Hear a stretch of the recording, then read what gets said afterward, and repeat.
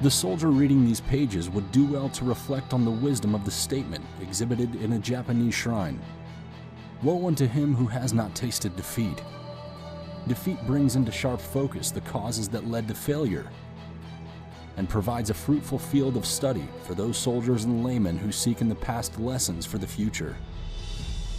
Orlando Ward, Chief of Military History, 1952. 総兵一しく夢に描く死は不当眼下にあり、一体は飛行場へ敵航空力覆滅の巨弾を見舞う。一体は真珠湾内深く突入。我が奇襲見事成功せり、伊賀の海軍勢力は一瞬にして逆転する。帝国海軍万歳。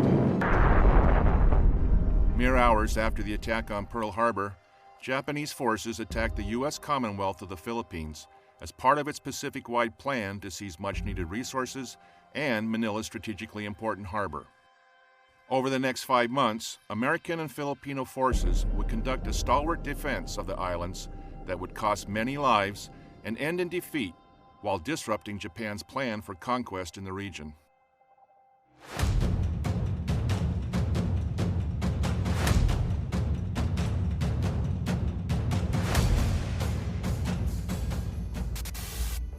By 7 December 1941, the Philippines, a chain of 7,000 islands in the Pacific, had been a U.S. territory for over 40 years.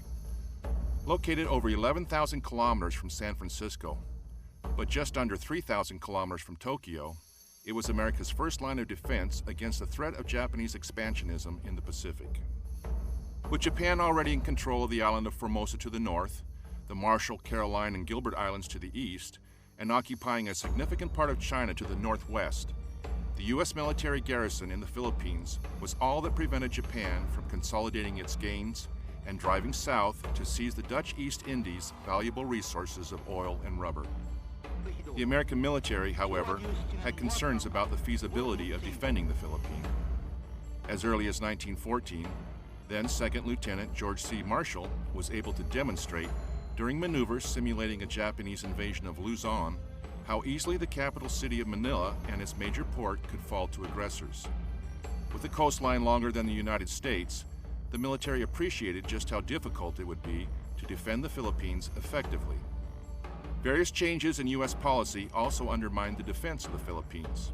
These included the Washington Naval Treaty, signed in 1922, which halted U.S. construction of new fortifications in the Pacific in exchange for Japan limiting the size of its fleet. With only one reinforced stronghold, set at the mouth of Manila Bay on the island of Corregidor, the Philippines' defenses were questionable. The Navy expects to solve the naval defense problems that may confront the United States in the Navy's traditional way without alliances. It expects to stand on its own feet in providing protection to the United States. This realization was evident in the Joint Army and Navy's Basic War Plan for the Philippines. Updated in the spring of 1941, War Plan Orange 3 prescribed a limited defense of the Philippines that focused primarily on denying an invader the use of Manila Bay. It also outlined a predetermined fallback plan for civilians and soldiers that acknowledged the difficulty of halting a Japanese invasion force that U.S. intelligence estimated could reach 300,000 troops in a month's time, as the Japanese established a blockade against U.S. reinforcements and resupply. As such, the plan for the defense of the Philippines is best understood as a delay. If properly reinforced, it was hoped that the island's garrison could delay Japanese forces long enough for additional troops to arrive and partners to commit to the fight. A variation of a retrograde, a delay is when a force under pressure trades space for time by slowing down the enemy's momentum and inflicting maximum damage on enemy forces without becoming decisively engaged.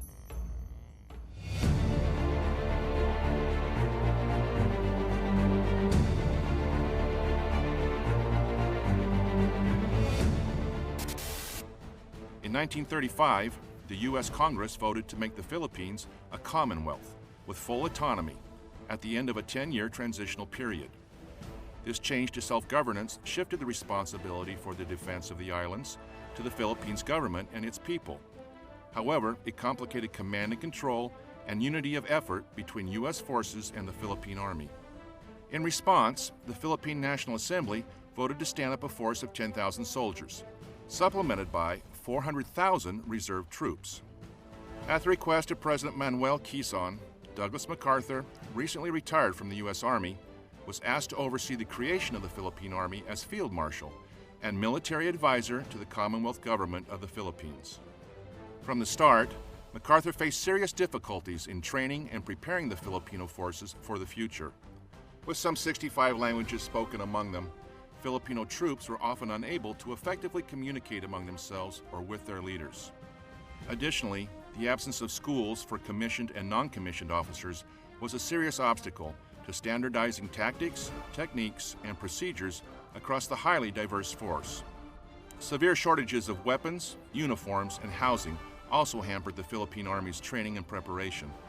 Such handicaps were magnified by the lack of military vehicles and permanent roads for transporting soldiers. A feature particularly ominous for forces tasked with conducting a delay, where maintaining a mobility advantage over the attacking force is a necessary prerequisite for success. These handicaps were complicated by a military communication infrastructure that relied heavily on unreliable civilian telephone and telegraph systems. The Philippine Army, however, was not the only military unit training on Luzon prior to the Japanese attack. In 1941, the U.S. Army's Philippine Department, under the command of Major General George Grunert, was headquartered out of Fort William McKinley with over 22,000 soldiers. Its largest unit, the Philippine Division, was commanded by Major General Jonathan M. Wainwright and led by American officers. Though these two forces were originally intended to operate independently, the U.S. forces under Grunert and the Philippine Army under MacArthur began combined training exercises in July 1941 as war with Japan appeared more likely. Japan, a member of the Axis alliance, had moved military units into French Indochina and assumed protectorate status over the territory. For the two generals, this posturing indicated that the Japanese could be preparing for additional offensive operations in Southeast Asia and the South Pacific. They say trouble always comes in threes. Take a good close look at this trio. Remember these faces. Remember them well. If you ever meet them, don't hesitate. Intelligence analysts assess adversary actions and the posture of their forces to determine their intent and identify indications that can be used to warn of a pending attack.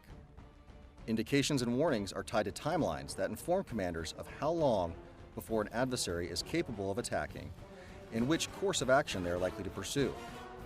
These timelines enable the planning and response framework to react in accordance with the severity of the indication and the estimated enemy course of action. Commanders can then execute measures to deter the enemy from continued hostile acts while posturing friendly forces to respond if deterrence fails. The occupation of French Indochina triggered a response from the United States designed to ward off further aggression by the Japanese. After placing a freeze on all U.S.-based Japanese assets, President Franklin Roosevelt then halted shipments of rubber, iron, and fuel to Japan and began planning for the military reinforcement of the Philippines. President Roosevelt's actions, designed to deter further Japanese aggression in the region, are examples of flexible deterrent options, or FDOs. FDOs are established to deter actions before or during a crisis and may be used to prepare for future operations. They are developed and executed using each instrument of national power, diplomatic, informational, military, and economic, but are most effective when used in concert. FDOs provide options for decision makers during emerging crises to allow for gradual increases in pressure to avoid unintentionally provoking full-scale combat, while simultaneously enabling leaders to develop the situation and gain a better understanding of an adversary's capabilities and intentions. Already reeling under trade restrictions imposed the previous year, this action pushed Japanese military leadership into a corner. Lacking the necessary materials to continue their plans for conquest, they made the decision to go to war by December 1941 if negotiations failed to reverse U.S. sanctions.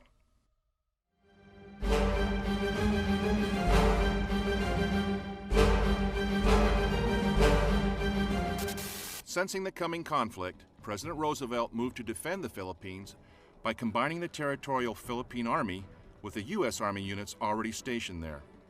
He then placed MacArthur in command of the newly combined force, designated as United States Army Forces Far East, or USAFE, and charged him with defending the islands. MacArthur was also recalled to active duty in the U.S. Army and was soon promoted to the rank of general. Earlier that spring, War Plan Orange 3 had been included as part of the National War Plan known as Rainbow 5. The National Plan was based on a recently signed agreement between the United States and Great Britain. This gave priority for supply and support to the war in Europe over all other areas of conflict.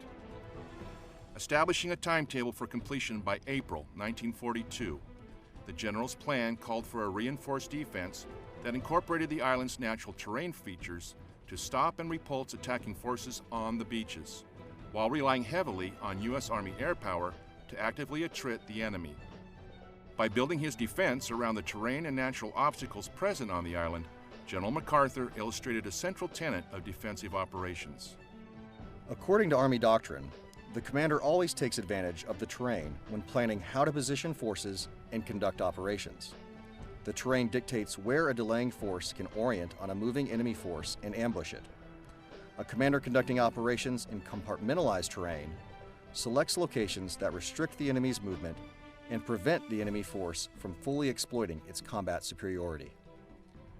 Chief of Staff General George C. Marshall was personally familiar with the Philippines, and after reviewing MacArthur's plan, authorized immediate transportation of the essential supplies and reinforcements that he had requested.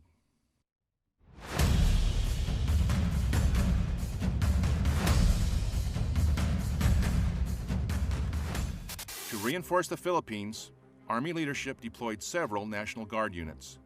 The 200th Coastal Artillery Regiment and the 192nd and 194th Tank Battalions equipped with M3 Stuart tanks. MacArthur also received reinforcements for his air arm to include P-40 Warhawk fighter planes and B-17 Flying Fortress bombers. However, shortages in shipping space meant that some items were delayed or did not arrive. In one instance, air crews arrived in Manila ahead of their aircraft just before the start of hostilities in December. Since delivery of their A-24 Banshee dive bombers never occurred, these airmen spent the rest of the war fighting as infantry. To compensate for his lack of updated equipment and well-trained personnel, MacArthur's plan relied heavily on close integration with the Filipino forces. Recalling all 10 divisions of the Philippine Army from reserve for training and refitting, he task organized them into 5 distinct forces.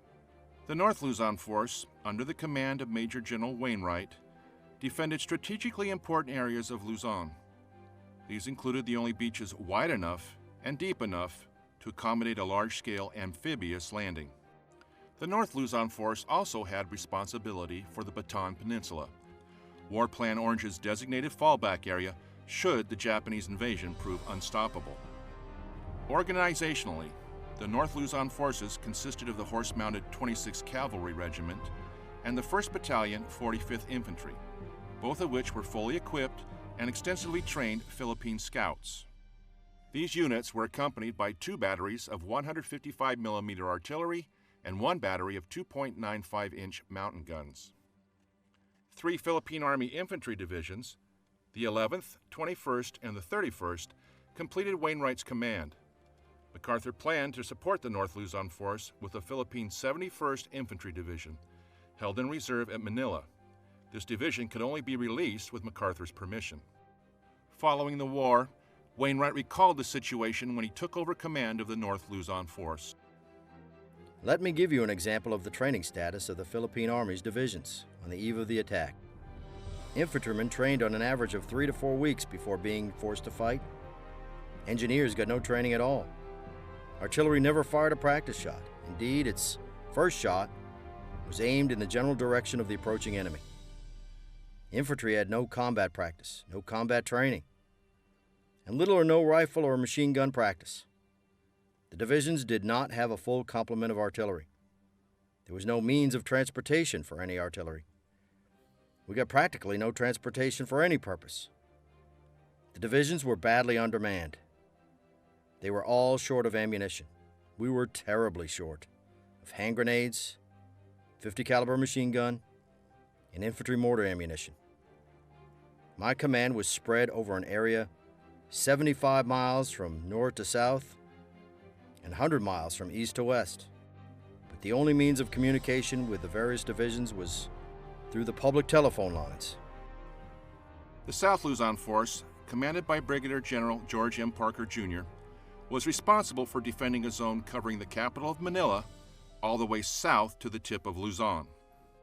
His forces were comprised of two Philippine Army infantry divisions, the 41st and 51st, that found themselves in the same training and equipment shortage situation as the North Luzon Force.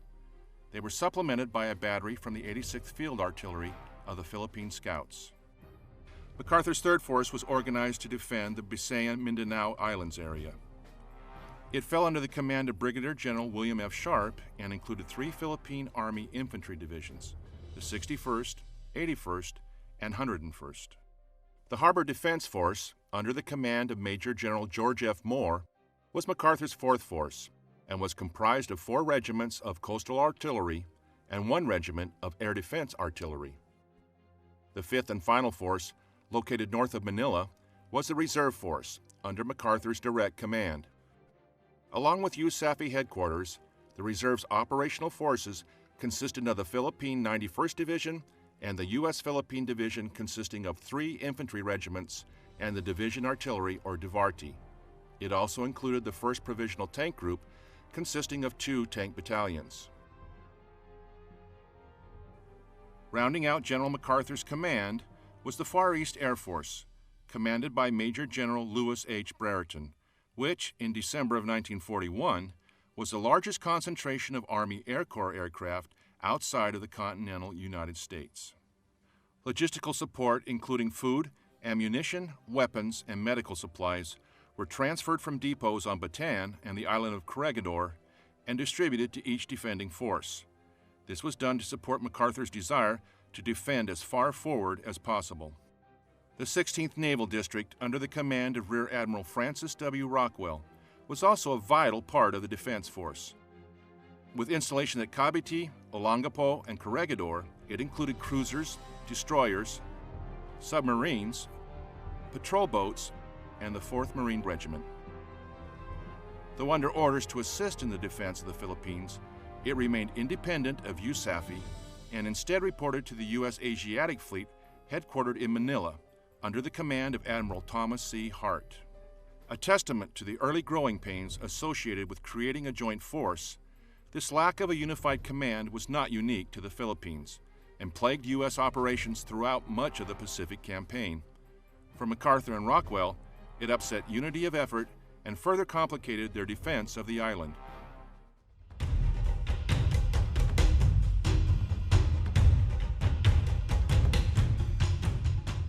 Running low on resources in the summer of 1941, the Japanese prioritized the seizing of the Dutch East Indies and the Malay Peninsula ahead of all other goals. We were in their way.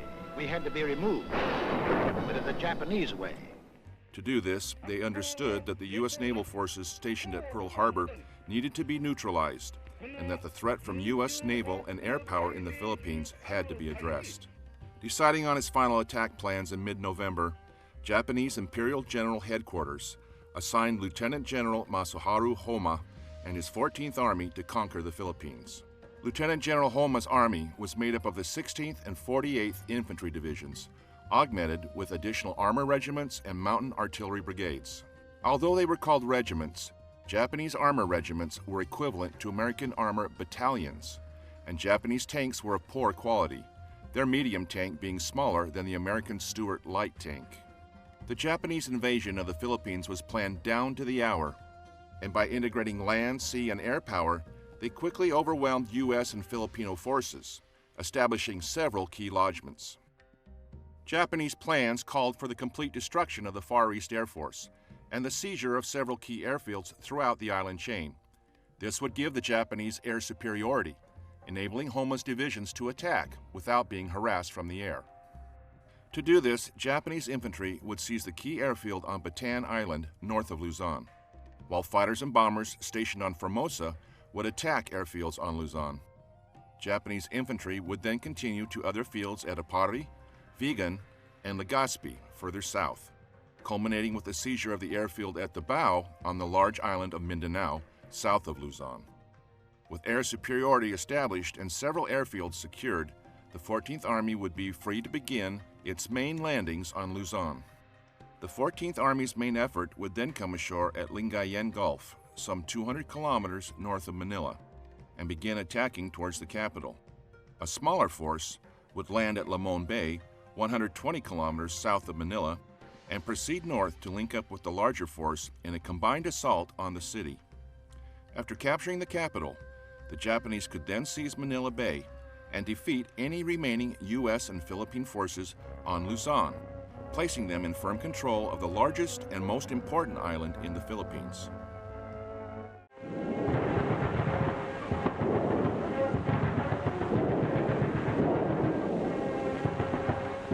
The attack on Pearl Harbor signaled the start of the invasion of the Philippines.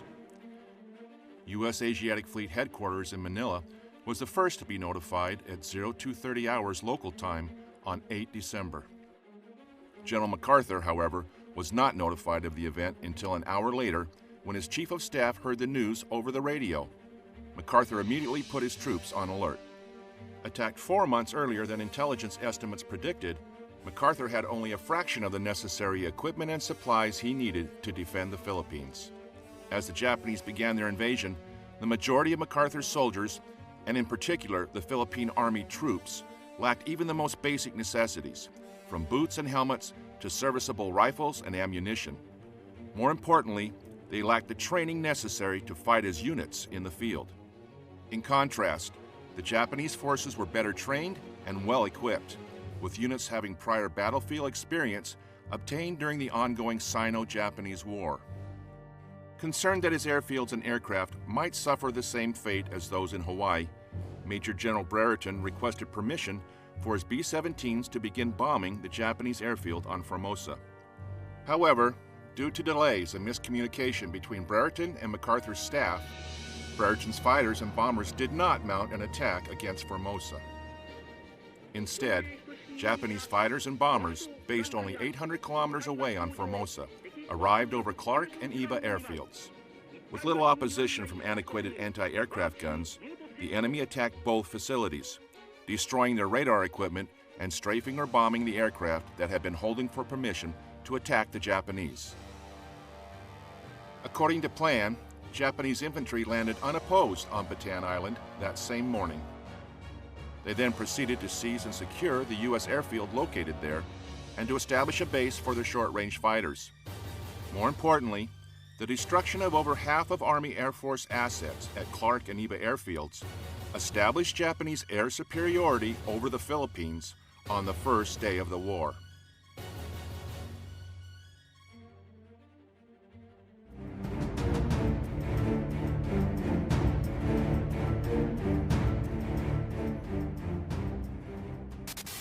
The next day, 9 December, Japanese bombers from Formosa struck Nichols Field, destroying more aircraft and seriously damaging the installation.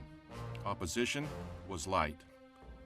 Understanding that his ships could not expect protection from aerial attack, Admiral Hart dispatched the majority of his fleet south to Australia. Following their departure, the Japanese attacked the naval facilities at Cavite on 10 December. As Cavite burned, Japanese infantry, supported by naval aircraft and gunfire from the Japanese fleet, landed on Camiguin Island north of Luzon.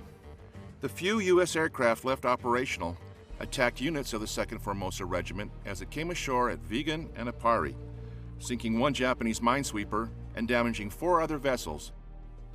Comprised of 3rd Battalion and half of the 1st Battalion 2nd Formosa Regiment, the 2,000-strong Kano Detachment came ashore at Vigan.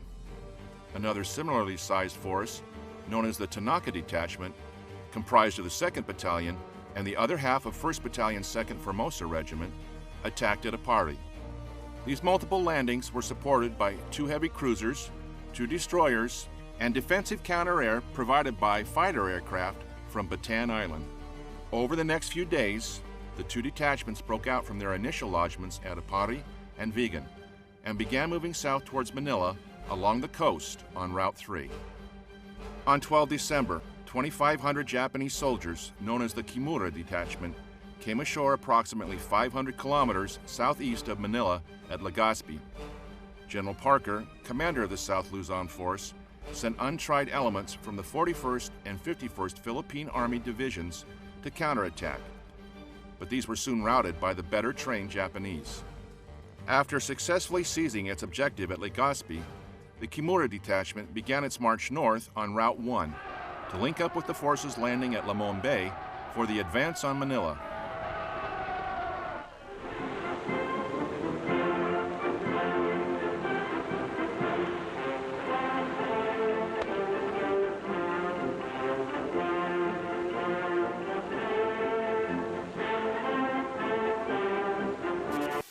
Keeping to Lieutenant General Homa's timetable for the taking of the Philippines, enemy landings until now had been minor incursions. However, on 22 December, Homa's main effort came ashore along the Lingayen Gulf. Comprised of the entire Japanese 48th Division, with attached elements of the 16th Division, Homa's Lingayen force totaled just over 40,000 soldiers. Following a carefully timed plan that called for landings at 3 different locations, along a 24-kilometer stretch of the Gulf, the first wave of Japanese landing craft approached the beaches at 0500.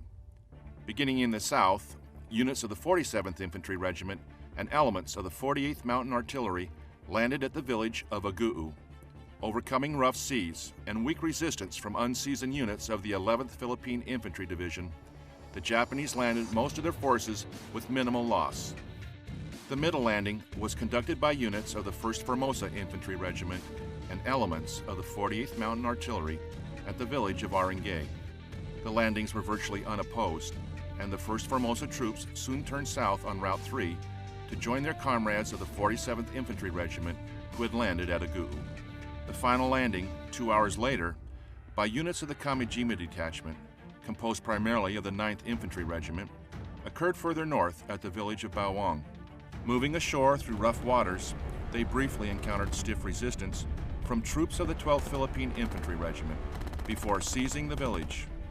Breaking out from their lodgment, they dispatched patrols along Route 3 to make contact with Colonel Tanaka's detachment as it came south along the road. Advancing against light resistance, a unit of the Kamijima Detachment attacked along the Bawang-Baguio Road that ran to Rosario through the Cordillera Mountains and then seized the airfield at Nagilian. The enemy's success forced the 71st Philippine Regiment and elements of the 11th Philippine Division to withdraw. Meanwhile, the main body of the Kamijima Detachment seized the village of Baguio further east to prevent U.S. forces from outflanking the landing force and to act as a rear guard for the Japanese advance on Manila. As the enemy began its move inland, Wainwright's 21st Division defended the southern shores. This left the soldiers of the 26th Cavalry Philippine Scouts, led by Colonel Clinton A. Pierce, to defend against Japanese movements south along Route 3 from the village of Puzurobio. Advancing south along Route 3, Colonel Hifumi Imai's 1st Formosa Regiment and elements of the 48th Mountain Artillery received little opposition from the inexperienced and lightly armed 11th Division as they advanced towards the village of Dam Ortiz. Along the way, they linked up with the 48th Reconnaissance 9th Infantry Regiment and the 4th Tank Regiment. Both had come ashore earlier north of Dam Ortiz. After advancing out of Aguu, Colonel Isamu Yanagi's 47th Infantry and a battalion of the 48th Mountain Artillery faced weak resistance from a battalion of the 11th Infantry Division, which then retreated to Dam Ortiz. Aware of the growing advance on Dam Ortiz, General Wainwright ordered the 26th Cavalry to move from Puzurobio through Rosario and onto Dam Ortiz to aid in its defense. When the 26th Scout Car Platoon arrived at Dam Ortiz, they found the town unoccupied. The platoon then moved north on Route 3, where it made contact with the Japanese 48th Reconnaissance and 4th Tank Regiment. Unable to advance, the platoon returned to Dam Ortiz, where the 26th Cavalry was ordered to hold in a delaying action should a forced withdrawal of the North Luzon force become necessary. At 1300, Japanese aircraft, armor, and infantry units began the attack on Dam Ortiz. response, Colonel Pierce asked for additional support from General Wainwright, who requested a company of tanks from Brigadier General James Weaver, the Provisional Tank Group commander. Due to a fuel shortage, Weaver was only able to send a platoon of 5 tanks, all of which were either destroyed or damaged by 47mm anti-tank fire or the enemy's tanks. By 1600, additional Japanese units joined the battle, and by 1900, Damortiz had fallen into Japanese hands. Ordered to withdraw, Colonel Pierce's cavalry paid a heavy price in lives and horses, while performing successful delaying actions to protect the 11th Division's right flank. Attacked by the Japanese upon their arrival in Rosario, the 26th Cavalry Regiment was forced to withdraw again, this time further to the south, where they were ordered to hold the road junction between Rosario and Baguio until its defenses became untenable.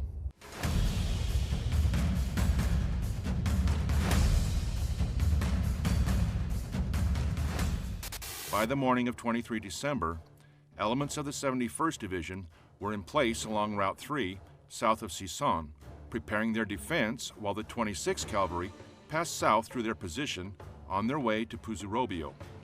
Although it may seem simple, a rearward passage of lines conducted under pressure from an attacking enemy is a difficult operation that requires close coordination and planning between the stationary and passing units to prevent fratricide. Rearward passage of lines are also important enabling operations for a delay or other retrograde, maintaining enemy contact while allowing for the recovery of security or other forward forces. While similar in planning and execution to a forward passage of lines, a rearward passage of lines is more difficult as the enemy likely has the initiative, and the rearward passing soldiers are often fatigued and disorganized from battle. Friendly forces may also be more difficult to recognize because the enemy may be intermixed with them. To mitigate these issues, the passing and stationary units co-locate their command posts and agree upon clearly defined, often restrictive, control measures. They identify a battle handover line to delineate the area that the stationary unit commander will assume control of, once 2/3 of the passing force has crossed. They coordinate for fires and ensure the stationary force is capable of providing indirect fire support for the rearward passing force. Finally, if time is available, the units reconnoiter the contact points, passage points, lanes, and assembly areas the passing unit will use to pass through the stationary force. They also identify any obstacles and friendly battle positions in the AO. The rearward passage of lines begins when the passing unit links up with the guides from the stationary unit at the predetermined contact points. The guides then lead the passing force to the passage points and along the lanes through the stationary force. The order of march is typically sustainment units first, followed by the main command post, functional units such as engineers, and finally combat units. If the enemy force continues to press its attack during the passage, the passing unit controls the battle while the stationary unit monitors the passage of lines until the battle handover occurs. Once the passing unit hands over control of the battle to the stationary unit initiates and clears calls for all fires forward of its location. While the 26th Cavalry Regiment executed its rearward passage of lines, the 91st Division, recently attached to the North Luzon Force and held in reserve, sent the 91st Regimental Combat Team to reinforce the 71st Division by taking up a position just north of Puzurobio along the road. The first attack of the morning was made by the Japanese 47th Infantry Regiment against the 71st Division, whose artillery held up their advance until noon. Reinforced by the 48th Reconnaissance and 4th Tank Regiments, the Japanese directed close air support on their positions, forcing the 71st to fall back to a line in front of the town of Puzurobio, where they were to link up with the 91st Regimental Combat Team already in place. After a hasty meeting of the American commanders, the 26th Cavalry Regiment was then ordered to retire to Binanlonan and set up an outpost for the division to fall back through should it become necessary. The Japanese entered the town of Sison around 1900, while the 26th Cavalry Regiment moved south and the 91st Combat Team prepared their defense outside Puzurobio. Later that same night, the Japanese attacked the 91st and secured the town, placing them in position to seize the critical bridges across the Agno River to the south. General Wainwright, recognizing the staggering pace of the Japanese advance, realized that MacArthur's plan to repulse the enemy on the Luzon beaches was no longer viable. Intending to strengthen his right flank long enough to prepare a counterattack, he requested permission from USAFE headquarters to direct his soldiers to withdraw behind the Agno River. With his request approved, and while preparing his plan of attack, he received a call from headquarters notifying him that MacArthur had scrapped his defense plan and put the original War Plan Orange into effect. Wainwright later wrote in his memoirs, It was a bitter pill to swallow, for War Plan Orange No. 3 meant the last ditch. The long ago planned desperation withdrawal to Bataan. That was not all. MacArthur, I learned, was about to leave Manila and take his headquarters to Corregidor. A soldier's world is where he is fighting. Mine was falling to pieces. Wainwright could not have known it at the time, but MacArthur's decision to revert to War Plan Orange and fall back to Bataan would upset Homa's timetable, enough that it would delay Japanese war plans across the entire South Pacific.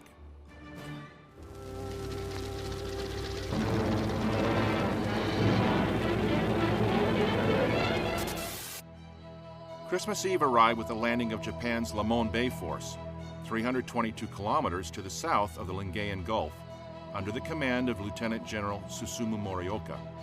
Coming ashore with 7,000 soldiers of the 16th Division at 3 different locations, they could not have picked a better moment to attack. Having been denied permission to move any artillery defending the western approach to Manila, the South Luzon force was also in the process of repositioning its maneuver forces when the Japanese began landing.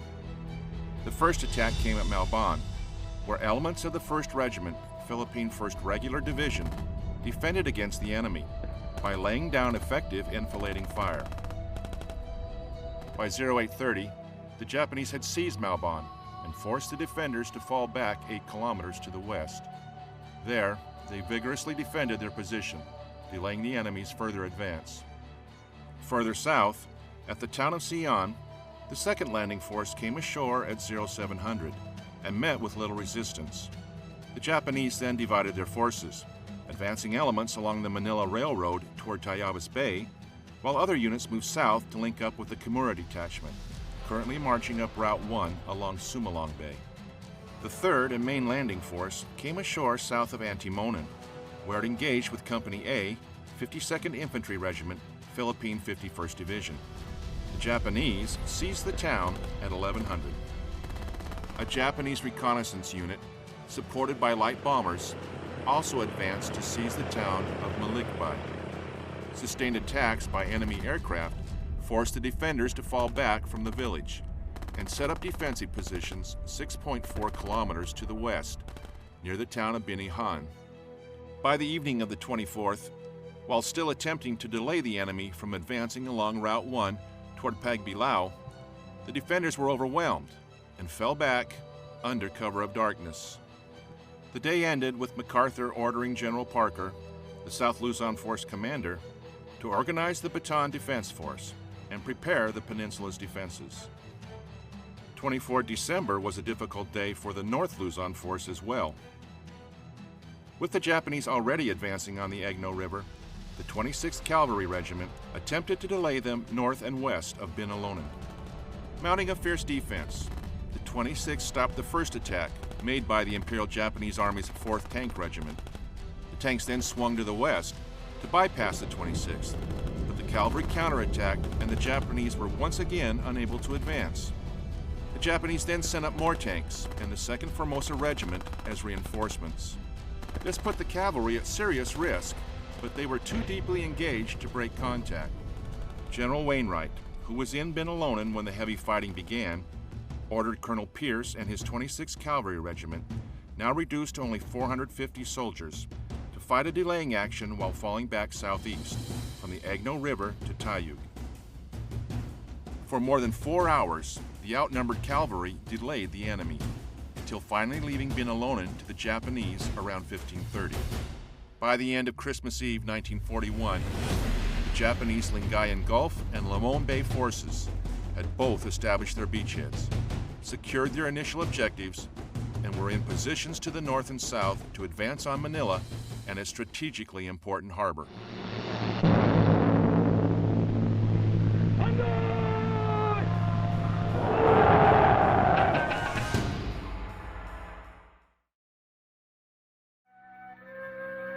I, the whistler, know many things, for I walk by night. We interrupt our previously scheduled program to bring you this important news bulletin. Japanese soldiers have seized control of the Philippines' capital city of Manila and are marching against our remaining forces dug in on Bataan. As a result, President Roosevelt has ordered General Douglas MacArthur to leave the territory immediately. Without the ability to send supplies and reinforcements or to rescue those soldiers remaining behind, they are now left to rely more than ever on their skills and courage to survive.